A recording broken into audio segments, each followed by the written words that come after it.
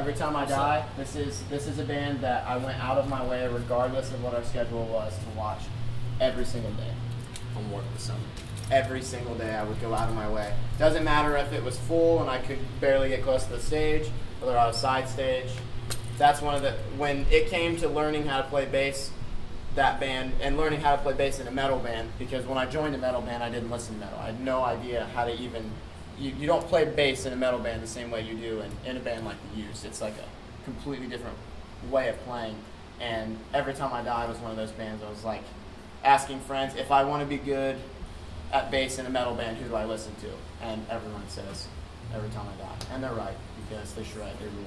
What's the difference? Can you explain that? In the, like, when I was into The Used, and I guess when I would learn songs like by Tool, it's a little similar. It's a lot less flashy in a metal band because it's so fast, and you're being pummeled by so much stuff at one time. There's crazy, really fast low tune guitars. There's really fast drumming. There's like guttural, evil vocals.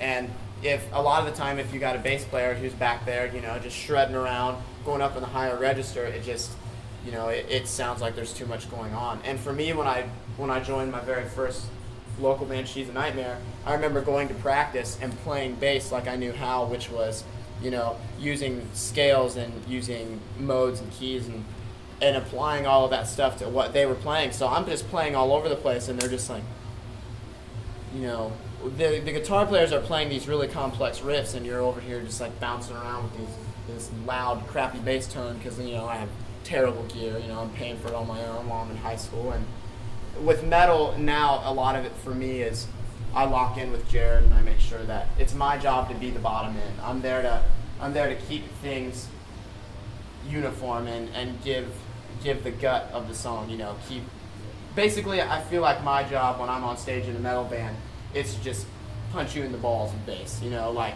when we're playing low notes, it's way more powerful. If I'm up here playing a breakdown on the high notes, there's not bottom end. It sounds wompy because we're low tuned. It's just a completely different way about writing your stuff. I mean, and it's not, a lot of people like to say like, oh, metal bass players, blah, blah, blah, you know, not good. But, you know, in a metal band, it's a lot more about your right hand sometimes, the speed and how fast and accurate you can be. Whereas in like The Used, I was learning how to play with my fingers like Jeff, and, you know, using these awesome arpeggios and trying to make sure that there's only one guitar player in a band like that. So you have a lot more space to fill. But in a metal band, there really isn't much space to fill because there's always something going on.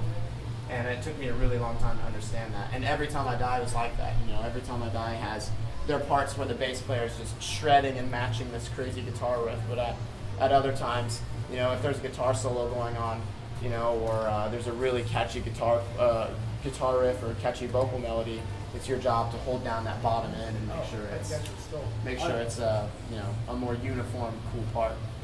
Right on.